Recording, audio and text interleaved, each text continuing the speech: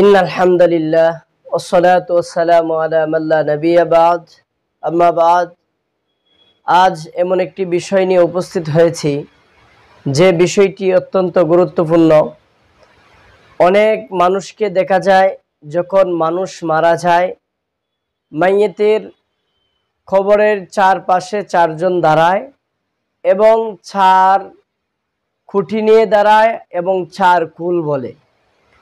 অনেকেই মনে করে থাকেন যে চার কুল বলতেই হবে, না হয় হবে না। অনেক মানুষ চার কুল বলে, অনেক মানুষ চার কুল বলে চারটি কুঠি স্থাপন করে।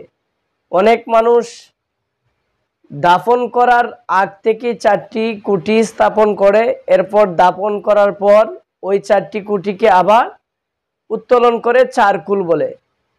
সূরা ইখলাস পড়ে, সূরা ফালাক পড়ে, নাস পড়ে, এভাবে চার কুল তারা বলে। ওই যে চার কুল বলা, ওই চার কুল কোনো কুরআন এবং হাদিসে পাওয়া যায় না। রাসূল পাক সাল্লাল্লাহু আলাইহি ওয়াসাল্লামের জমানাও ছিল না, সাহাবায়ে কেরামদের জমানাও ছিল না। এই চার কুল বলা কোনো কুরআন এবং হাদিসে পাওয়া যায়নি। এটি একটি